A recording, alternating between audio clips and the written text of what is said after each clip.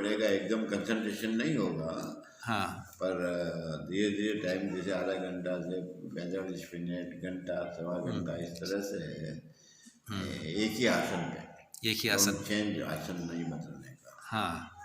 एक ही आसन पे जो भी आपको सुविधा हो, सुखासन, सिद्धासन, स्वस्तिकासन, वज्रासन। ये डिफिकल्ट आसन नहीं लेना, इजी आसन। हाँ। इजी आसन लिया जाए जिसमें आपको बैठ सकें हाँ हाँ। कंटिन्यूस, और उसी आसन पे यही जो ध्यान कर रहे हैं इसी को करते जाइए। आपको हाँ। तो समय ड्यूरेशन जैसे जैसे बढ़ेगा, जैसे जैसे आपको अनुभव होता जाएगा। अनुभव होता जाएगा। 3 3 घंटे अगर आप एक ही आसन पे बैठ गए हाँ हाँ। तो बहुत कुछ अनुभव होने लगेगा आपको। 3 आवर्स चाहिए। आधे घंटे से तो, वो घंटे से ज़्यादा कुछ लाभ नहीं हो सकता है।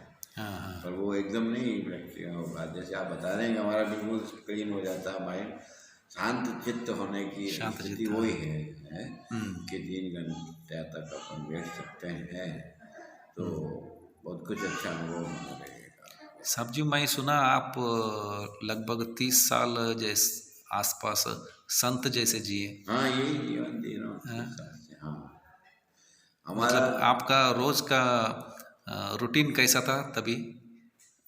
पहले तो था, करते थे पाठ पूजा करना। हम सगुण ब्रह्म के उपासक हैं। हाँ हाँ हाँ। आपका जो रास्ता है निर्गुण ब्रह्म का रास्ता है। जैसे बिंदु लाइट जो आप कह रहे हैं, हाँ हाँ हाँ। वो निर्गुण उपासक का रास्ता है। अच्छा। वो भी अच्छा है, इसमें कोई बात नहीं है। वो ज़रा आसान भी है। और हमारा सगुण उपासक का रास्ता, हम अयोध्या जी से जुड़े हुए हैं ना, सीताराम जी से। हाँ हाँ। तो सीताराम का हमारे इष्ट देव है, तो वो सगुण उपासना के अंतर्गत आता है। अच्छा। तो वो थोड़ा सा और डिफिकल्ट होता है। हाँ तो उसी का ध्यान करता हूँ। जैसे आप डायरेक्टली मेरा उसी का ध्यान करता है। और जाप, अजपा जाप चलता है। हाँ जैसे चुप हो गए तो अंदर से अपने आप राम राम राम राम सीताराम चलता जाता है। जो साइलेंट स्थिति है, जितनी साइलेंट होगा उतना वो कंट्रीब्यूशन में रहता है, लगातार चलता रहता है। चुप हो गया अपने आप को चलना, तो वो अवस्था धीरे धीरे आएगी, एकदम नहीं आ सकती। तो जैसे हम ये ओमकार से भी ध्यान करते हैं हाँ, वैसा। ओमकार से करो, ओम से करो, ओम नमः शिवाय से करो, या किसी का नहीं, किसी। जैसे लाइट का आप कर रहे हैं, ये निर्गुण ब्रह्म है कि तरह उपासना है। योगी लोग ऐसे ही करते हैं। हाँ हाँ। योग की जो साधना, आपकी योग की साधना है ना, तो उसमें कोई इष्ट नहीं होता है। हाँ हाँ। श्वास को देखते हैं, जो श्वास चलती है, कहाँ से उठती है, जो चक्र है ना 8, तो उनमें ये वो होने लगता है कि यहाँ से सांस उठा, यहाँ आया, यहाँ आया, यहाँ चला। ये धीरे धीरे आपको अनुभव होने लग जाएगा। अज्ञा चक्र में फिर ऊपर पहुँचता है श्वास। तो चीज एक ही है, चाहे उस रास्ते से आओ चाहे इस रास्ते से आओ। ब्रह्मरंध्र को खोलने की बात है, प्राण को ऊपर चलाने की बात है। हाँ हाँ। तो जो किसी इसका ध्यान नहीं करते, वो इसी तरह से श्वास का ध्यान करते हैं। श्वास का ध्यान। जैसे सांस चल रहा है, हरा जा रहा, सुखमना, पिंगला, नाड़ियाँ जो चलती है, पिंगला पिंगला सुखमना, तो ये जो 2 नाड़ियाँ होती हैं, यहाँ से यहाँ कनेक्ट होके फिर ये लाइट खुलती है, ये फिर लाइट ऊपर चढ़ती है। ये योगियों का रास्ता जैसा आपका मार्ग है वहाँ, तो उसमें धीरे धीरे टाइम बढ़ाना पड़ेगा। और जो बाहरी विचार आते हैं ना, तो धीरे धीरे आप कह रहे कम होते जाते हैं, वो धीरे धीरे समाप्त हो जाएंगे एकदम। सब समाप्त हो सब समाप्त हो जाएंगे। अंजार की स्थिति, जैसे आप कह रहे हो मैं गाड़ी चलाता हूँ, मेरा भी होता है, मैं गाड़ी चलाता हूँ तो भूल जाता हूँ मैं रोड पे चल रहा हूँ, पता ही नहीं लगता। फिर एकदम अरे यार अपन रोड पे चल रहे हैं फिर तो उसमें भी स्थिति अच्छी होती है। आपको सारे पर प्री इंफॉर्मेशन माइंड जो काम कर ले जाता है, अपन को कोई प्रॉब्लम नहीं हो, एक्सीडेंट होने वाला जैसे आप बता रहे हो, पहले पता लग जाता है ये गलत चल रहा है, ये वो स्थिति जो है होने लग जाती है। तो ये योग का मार्ग है, इसमें आप आगे बढ़िए। टाइम ड्यूरेशन बढ़ाना है बस। रास्ता सही है आपका। कोशिश करूँगा मैं। हाँ, टाइम ड्यूरेशन धीरे धीरे, एकदम नहीं बढ़ेगा, धीरे धीरे धीरे। तो 3 घंटे तक आप पहुंच जाएंगे तो फिर आपको बहुत कुछ अनुभव होने लग जाएगा। अच्छा, फिर शांत, और इस लाइन को कोई योग्य गुरु हो उसका सानिध्य लेना चाहिए आपको, जो अपन से जा आगे हो। केवल वचनों से नहीं, कर्मों से। कर्मों से। ज्ञान तो बहुत छान देते हैं, उनकी बहुत बात है, जैसे रामदेव ही करता है। अब रामदेव रुक गया, रामदेव की क्या स्थिति, उसने सारे आसन सीख लिए, पर वो उस अवस्था समाधि में जाने की जो अवस्था है, वहाँ पहुँचने से पहले रुक गया, और वहाँ रुक गया, और वो फिर ये चीजें प्रकट हो गई, उसका ही कहेंगे, तो उसको मार्केटिंग में लगा दिया, संसार में लगा दिया। ये जो मैन्युफैक्चरिंग ये चला रहा पतंजलि, ये सब सिद्धियाँ एक तरह से उस अवस्था से आगे नहीं बढ़ पाया। अगर वो बढ़ पाता तो वहाँ समाधि लग जाती है इसकी। जैसे दिल्ली का एपिसोड हुआ और फिर पकड़ने लगे न, उसको बग गया प्लेटफॉर्म छोड़ के। तो वो सभी वैसा परिस्थिति आती ही नहीं है, वैसा आना भी नहीं चाहिए। समाधि में अगर पूर्ण योगी होता तो वो स्थिति नहीं आती, नहीं आती, दूसरे सब पक जाते हैं। पुलिस भी कुछ नहीं कर सकती, या कोई भी उसको डिस्टर्ब नहीं कर सकता था। तो प्रकृति अपने आप कंट्रोल कर लेती है आपके ऊपर। कोई भी ऐसी विपत्ति आई थी तो प्रकृति जो है वो कंट्रोल कर लेती है आपको, पर वो वहाँ नहीं पहुँच पाया, और फिर उसको ये इधर डाइवर्ट हो गया, तो अब वो उसका रास्ता रुका हुआ वहीं, अब वो आगे नहीं बढ़ पाया, और मार्केटिंग में बढ़ गया, ये इस फाइनेंशियल जगत में बढ़ गया। अंदर जो बढ़ना चाहिए वो नहीं बढ़ पाया, ये उसका दोष है, हो गया उसका कमी हो गई उसकी। ये कुछ संसार कुछ नहीं है, जगत कुछ नहीं है, जो भी कर्म अपन कर रहे हैं जब, ये सब निरर्थक है, सब निरर्थक है, इसकी कोई आवश्यकता नहीं है।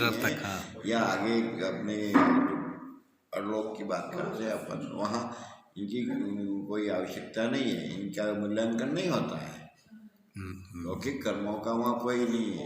वहाँ सिर्फ आध्यात्मिक कर्म ही काम आएंगे आपके, या जो दूसरे रास्ते बताए दान पुण्य सेवा वो काम आते हैं, वो भी पुण्य देते हैं।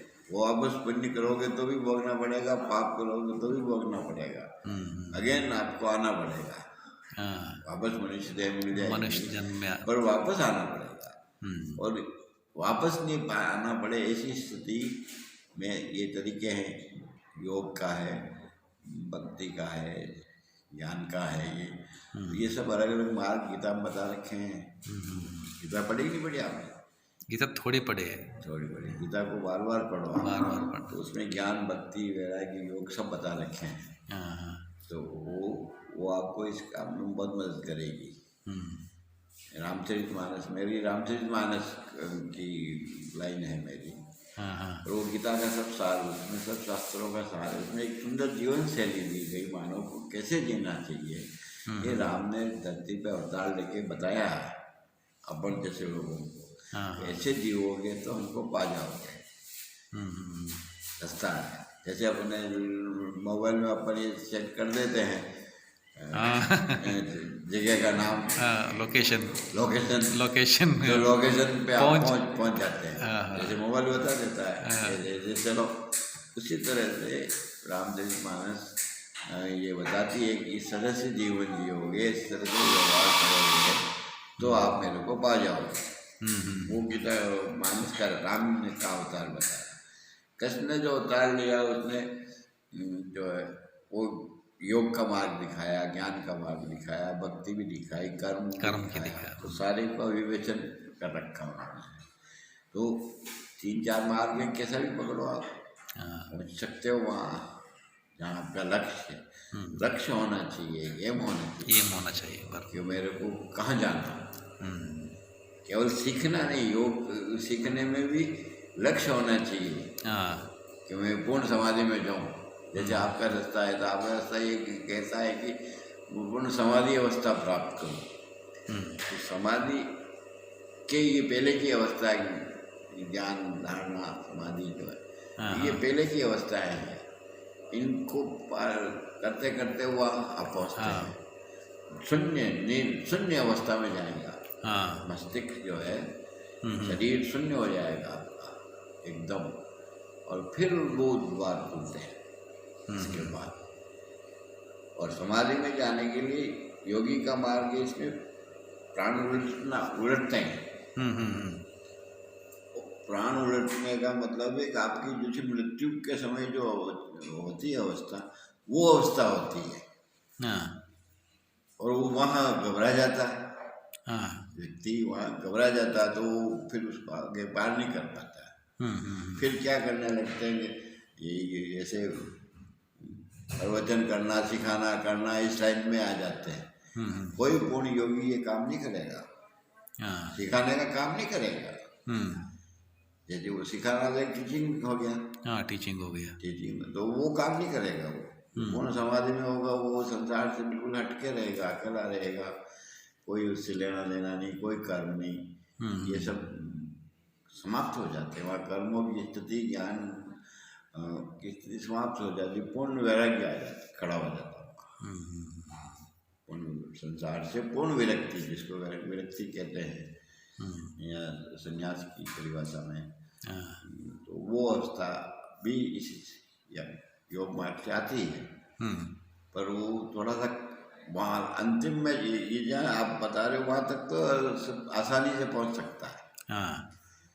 पर जहाँ प्राण उल्टेंगे आपको भय पैदा हो जाएगा, मृत्यु भय पैदा हो जाएगा। और मृत्यु भय पैदा होते ही वापस अपन नीचे आ जाएंगे, हट नहीं वहाँ सिद्ध गुरु की आवश्यकता होती है। वही आपको उस अवस्था से आगे ले जाएगा और वापस निकाल भी देगा। आप चले गए और निकल नहीं पाओगे, वापस नहीं, ज्ञान अवस्था छोड़ के वापस नहीं आ पाओगे, तो भी मृत्यु है। पूर्ण अवस्था मृत्यु जैसी है। या जब प्राण उलट जाएंगे, प्राण बाहर निकलेंगे, तो आपको मृत्यु जैसी अवस्था है। पर वो शुद्ध गुरु होगा तो वो आपको निकाल भी देगा, वापस ला भी देगा। और आपकी जिज्ञासा होगी तो गुरु अपने आप मिलेगा। ऐसा है, ऐसा तो नहीं है कि नहीं है तो सब तरह के लोग हैं ही हैं, सब तरह मिल सकते हैं। जिज्ञासा होनी चाहिए कि मेरे को ब्रह्म साक्षात्कार करना है। योग का मतलब क्या है? ब्रह्म साक्षात्कार के रास्ते हैं। तो ये सब भिन्न मार्ग चलना है, ठीक है। आपका ये बातें सुन के मुझे बहुत वो ऐसा लग रहा है, वो एक अगोचर शक्ति वो संचार हो गया, बदन संचलन हो गया बदन। वो होता ही है। मतलब एकदम समझो एक 50% बैटरी 100% चार्ज हो गए जैसे। शांति का अनुभव, शांति का अनुभव होता है। मनुष्य की बिल्कुल परम शांत हो जाता है। लौकिक कामना नहीं उठना, संबंधों समाप्त हो जाते हैं। एक ब्रह्म से संबंध स्थापित हो जाता है। बिल्कुल सगुण एक ही चीज़ है, इसमें कोई भेद नहीं है, दोनों एक ही चीज़ है। बरसते हैं भिन्न है। निगुण से भी सगुण में चले जाओगे, सगुण से भी निगुण में आ जाओगे। आपकी जो इच्छा है जो वैसा आपको होता है। आपकी आशीर्वाद चाहिए सर। हम क्या प्रभु के नहीं, ये जितना आप बात किए मैं वही आशीर्वाद समझ लूँगा। ये आपका बड़ा नहीं, हम उसके पात्र नहीं है, हम भी साधक हैं। हम भी उस पूर्ण अवस्था को नहीं पाए हैं। फिर भी आप, हमारा योग का मार्ग नहीं, हमारा भक्ति का मार्ग है। तो सुमिरन करना, ब्रह्म का नाम, राम राम सीताराम का सगुण उपासक का है, तो पूजा पद्धति वो सब मंदिर ये सब उसी के लिए बने हैं। मंदिरों को कोई महत्व विशेष नहीं है। ये जो झगड़ रहे हैं ये सब फालतू झगड़ रहे हैं, चलन रहता झगड़ रहे हैं या जो कर रहे हैं, ये सब व्यस्त का काम कर रहे हैं। इसकी कोई उपयोगिता नहीं है। आप मंदिर में जा ही नहीं रहे हो, मंदिर में लड़ रहे हो, मंदिर में इष्ट क्या कह रहा हो आप कर ही नहीं रहे हो, वो क्या चाह रहा आप जाने नहीं रहे हो। ये सब अपनी विकृति बहुत आ गई है अभी अपनी सनातन संस्कृति में, विकृति बहुत आ गई। तो ऐसा नहीं होना चाहिए, साधक इन सबसे दूर रहता है। समझ में आ जाता कि यार ये कुछ नहीं है। जैसे यहाँ अपन पहुँच गए और तो पूजा करके भी सगुण रूप ब्रह्म को मानकर भी यहाँ तक ही पहुँचेगा। आगे तो उसको पहुँचने में और ताकत चाहिए, उसके लिए समर्थ गुरु की आवश्यकता होती है और सतत प्रयत्न होना चाहिए। लौकिक इच्छाएं धीरे धीरे समाप्त। साहब जी मैं इसलिए मैं बाहर अकेला निकलता हूँ। हाँ, अच्छा, अकेला निकलता हूँ इसलिए जैसे कि आपके साथ जैसे आप जैसे कोई भी मिलता है मुझे वो मार्ग दिखाते हैं, थोड़ा ऐसा उनके बातों से मैं और भी मतलब उत्सुकता से आगे बढ़ सकता हूँ। मुझे कभी मतलब वो मेरा उम्र, मेरा पैसा, मेरा कुछ, मेरा खाना पीना, वो कुछ फर्क नहीं पड़ता है। वो सब वो इंद्रियातीत स्थिति होती है, इंद्रियों से ऊपर उठने की स्थिति होती है, पंचतत्वातीत स्थिति होती है, तत्वातीत अवस्था होती है। इंद्रियों से परे, पंच तत्वों से परे, 3 गुणों से परे ब्रह्म इससे आगे है। ये तो सब इसी के अंदर है, लोक में ही है। लोक से परे की चीजें हैं वो सब। तो उसको के लिए प्रयत्न, अभ्यास, मार्ग तो अच्छा है। एक लाहिड़ी महाराज की किताब है, लाहिड़ी महाराज की पुस्तक है, वो परम योगी रहे। लाहिड़ी महाराज की है वो पुस्तक कहीं हाथ लगे तो उसको पढ़ी है। गीता बताती है बहुत सारे अच्छे अच्छे साधक हुए हैं योगी, वो उसमें उन्होंने अपना अनुभव लिखा है। पर वो लिखने केवल पढ़ने मात्र से कुछ नहीं होता है। पढ़ने से कुछ नहीं होता, आपको अनुभव करना, उसका अनुभव करके अनुभव कम में बजे ही नहीं सकता, अनुभव करना हर चीज का। उसके बगैर उसका इम्प्लीमेंट करना पड़ता है। इम्प्लीमेंट करना, अनुभव का मतलब इम्प्लीमेशन करना होता है। इम्प्लीमेशन किए बगैर नहीं काम बनता। सुनने कहने से हाँ, आपकी बुद्धि कौशल अच्छी है तो आप याद रह जाओगे, प्रवचन कह दोगे, दुनिया को भाषण दे दोगे, वो दे दोगे, पर उससे आपका कुछ लाभ नहीं होता है। कोई बताएगा नहीं, उसकी रहनी जीवन शैली वो आप नहीं समझ पाओगे कि यार योगी है। कौन दिखावा कुछ होता ही नहीं उसके, वो अंदर का खेल है सब, ये सारे अंदर के खेल है ना। अंदर तो बाही वही मैं बता रहा था, वो कुछ नहीं है, दिखता ही नहीं है बाहर। बाही का जो है वो कुछ नहीं है, वो नहीं भाई खेल कुछ नहीं है। उसके कैसे वस्त्र, कैसे बैठा है, क्या कुछ नहीं। उसके बैठने, चलने, उठने से अगर आपको थोड़ा बहुत अनुभव है तो पता लग जाता है कहाँ ये साधक है। वो अपने आप को छुपाए रखते हैं, बताते ही नहीं। जब परम वस्तु प्राप्त हो जाती है तो कौन क्या हो और क्या चाहिए, और कुछ कोई देखे, कोई वो क्या कर, वो कुछ जरूरत ही नहीं पड़ता है, उसको कुछ लगता ही नहीं। जैसे अब ये सब हो रहा है हमारे घर में हो रहा है, मेरे को ऐसे कोई फर्क नहीं पड़ता। कुछ ज़्यादा बता दिया ऐसा करो, वो चीज़ ही अलग है, वो अंदर ही अंदर का खेल है। और समझाने से कोई नहीं समझेगा, समझाने से भी नहीं समझेगा। अगर उसकी आंतरिक जिज्ञासा प्रबल नहीं है तो नहीं समझ पाए, अगर प्रबल है तो समझ जाएगा। जिस रास्ते जाना है उसका मार्ग पूछेंगे रास्ते में तो वो बता देगा कि जाना है। और जिसको जाना ही नहीं है तो वो बताएगा तो भूल जाएगा। ये भटक गए थे, देखो आप आगे नहीं, वहाँ चले गए इंग्लिश चौक, और वहाँ से कोई आना था तो बस कुछ के आगे नहीं। ये सामने 5 मिनट पहले बात कर रहा था कि आप रास्ता भटक गए, बात कर रहे थे। हाँ तो आ गए। तो जिसको पहुँचना है वो पूछ के चला जाएगा, जिसको नहीं पहुँचना है उसको आप बताओगे तो क्या फायदा। आजकल अधिकतर वक्ता या साधु जो आते हैं सब, इनके पास कुछ नहीं है, सब खाली है। और ये चीज़ सभी फील्ड में अप्लाई होता है सर।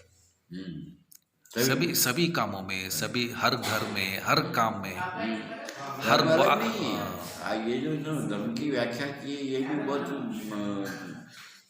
क्या कहना चाहिए, त्रुटिपूर्ण है, झूठी है ये सब। धर्म नहीं है। धर्म जो है, धर्म मानस में लिखा है, धर्म दूसर सत्य समान, आगम निगम पुराण। अगर आपने सत्य को धारण नहीं किया तो आप इस रास्ते आगे बढ़ ही नहीं पाओगे। अब सत्य को धारण करने में अनेकों कठिनाई, वर्तमान काल में तो अत्यधिक कठिनाई, जीवन शैली पूर्ण असत्यता पर आधारित हो गई है। हर व्यक्ति झूठ बोल रहा है, हर कर्म झूठा है, जो कर्म नहीं करना चाहिए वो करना पड़ रहा है। झूठा हंसी, झूठा बात, सारी चीजें, झूठा साहित्य, झूठे गुरु, झूठी हार, झूठा विचार, सारे चीजें झूठ से। तो समय बहुत कठिन है, चलना बहुत कठिन है। हाँ, पर है सुंदर चीज है। तलवार का नाम सुना होगा, तलवार खांडे की धार। शास्त्र में लिखा है, संतों की वाणियों में, खांडे की धार पे चलना है, भक्ति के मार्ग पे चलना मतलब खांड। महंगी तलवारों के ऊपर चल सकते हैं क्या अपन? खड़ी तलवारें और उसके ऊपर चलना होता है। पैर कटेगा, मन निकलेंगे, तो कितना कठिन है, कल्पना करो। आग में चलना तो वैसे कठिन मार्ग है। हाँ, पर जो इसमें हिम्मत है वो चल जाते हैं। कुछ तो इसकी कृपा होती है, कुछ गुरु समर्थ मिलते हैं, कुछ अपने पूर्व जन्म के प्रारब्ध भी इसमें बहुत काम करते हैं। पिछले के जन्मों कर्मों का फल भोगना पड़ता नहीं जन्म में, तो वो भी बहुत बाधा होती है, पर वो धीरे धीरे समन हो जाता है। धीरे धीरे आपकी जिज्ञासा प्रबल है तो धीरे धीरे वो क्षीण होते हैं, समाप्त होते जाए, बराबर हो जाता है। चलना सत्य पे बढ़ता है ना, तो सत्य बड़ा कठिन है। ये सब अखंड बात बता रहे हिंदू मुसलमान ईसाई फलाना, कुछ नहीं है। आप देख लो जितने धर्माचार्य हुए या धर्म के प्रवर्तक हुए, जैसे ईसा को ले लो, इस्लाम को ले लो, बुद्ध को ले लो, सबने एक ही बात की, इन शास्त्रों को आप पढ़ो तो सही, उनका निचोड़ निकालो, समरी बनाओ, समरी, टेबल बनाओ, फिल्टर करके, फिल्टर जैसे, तो सारी चीजें एक ही आएगी, एक ही आएगा, सभी का टेस्ट एक ही है, सब एक ही बात कह रहे हैं, और चल उस पर कोई नहीं रहा, और वो कह रहे मैं सिख हूँ, मैं हिंदू हूँ, मैं मुसलमान हूँ। अरे भाई, वो क्या कह रहे हैं उस पर चलो, तब तो पता लगेगा। जो सच्चा साधक होता है वो कभी भेद नहीं करता, वो किसी की निंदा नहीं करता, किसी धर्म का अनुचित नहीं बताया, उचित नहीं बताया। सब प्रवर्तक तो सही थे, तब तो उनका ये चला, वो सिद्ध हुए, उनको सिद्ध कहते हैं। सिद्धावस्था में ये चीज़ें प्रकट होती हैं और पब्लिक उनको स्वीकार करती है। तो आपके जैसे महावीर हुए, बुद्ध हुए, तो ये सब सिद्ध महापुरुष थे, तो उनकी चली, और उन्होंने करके अनुभव करके जब प्रवचन किया तो लोगों ने माना, अनुसरण किया। अब चलिए और जानते नहीं और भाषण दे रहे और 100 करोड़ 1000 करोड़ का मंदिर बना देंगे, उससे क्या फायदा? मंदिर का जो देव है वो क्या कह रहा है उसको आप मान ही नहीं रहे। मंदिर में बना दिया 1000 करोड़ का, बना देंगे अभी ये सिद्ध परिषद वाले अयोध्या जी में, उससे क्या लाभ होगा? वो पुजारी वही पैसे की तरफ, वो भी पैसे उसी की तरफ बैठा, आप भी पैसे की तरफ बैठे हो। ऐसा तो वहाँ जहर है, विष है, इस लाइन में रुपया विष है, उसकी तरफ आकर्षित हो या जो बौद्धिक सुखों की तरफ आकर्षित हो, तो ये सब कुछ नहीं देंगे आपको ज्ञान हो जाएगा, बुद्धि कौशल है, तेज है, बुद्धि चातुर्य है। बुद्धि की अवस्था तो नीचे है ना, बुद्धि से ऊपर चित्त से ऊपर अहंकार है, तो चित्त वृत्ति को जब आप से ऊपर उठोगे तब जाके वो चीज़ समझ में आएगी। अरे यार, बुद्धि से पकड़ में नहीं आएगी ये बात को। ठीक है ना? ठीक है सर जी, और कुछ